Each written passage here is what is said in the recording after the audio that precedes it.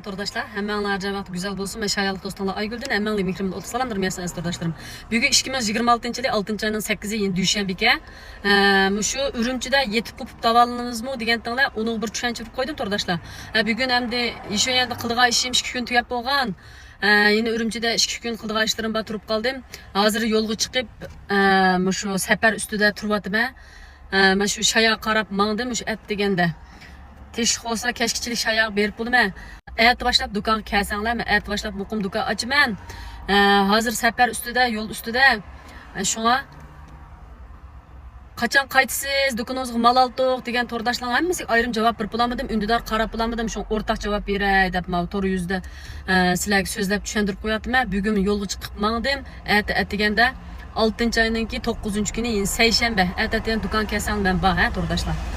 Anadaki maş uğruqlaşını başladınız mı? Degen tordaşlar uğruqlaşını başlamadım. Uğruqlaşını şaya qaytib bağandan keyin özümni jutuq bağandan keyin başlayman. Maş eğirlik jinsanim tushib qısa shuni qarta sizlarga tushuncha berma. Meningki badan eğirligim tushib uğruqlab qilsam sizlarga ba ahvolni bahrilab turman. Men uğruqlab eğirlik jinsanim tushgandan keyin sizlarga yeshoyandan keyin uğruqlash bo'limiga berib o'zingizninki mash jigar, börek, yurak, qon mushuni tekshirtib anadan keyin uğruqlashni boshlasangiz bo'ladi ekan tordaşlar. Shayog'iga qarab yo'lga chiqdim. Uğruqlashni boshladingizmi degan tordaşlar, uğruqlashni boshlamadim. Jujutimga berib qo'ygandan keyin boshlayman. Ham bahrilab turing deb gapirsalar tordaşlar. Men ham bahrilab turman. Eğirligim tushsa sizlarga eğirligim tushdi deb xabar qilaman. Mash uğruqlashni orzu qilgan tordaşlar, mash avtonom rayonniki mash yeshayan, mash yekadoshoninki mash uğruqlash bo'limiga kirib, uğruqlasanglar 5 vaqt tomoqni normal yeb turib uğruqlay olgansizlar tordaşlar.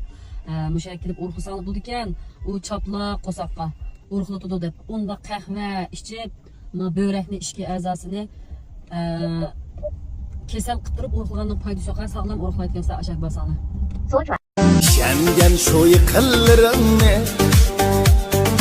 Ahmet sendin kaçkanda bilsen Şengen şu yıkıllarını Ahmet sendin kaçkanda bilsen Dost digenin sadaketini Karizlerge patkanda bilsen Dost digenin sadaketini Karizlerge patkanda bilsen Öz yarının akidesini Hisal bulup yatkanda bilsen Öz yarının akidesini Hisal bulup yatkanda bilsen Kırındaşның mihri kançilik Mıraştın söz açkanda bilsen Kırındaşның mihri kançilik Mıraştın söz açkanda bilsen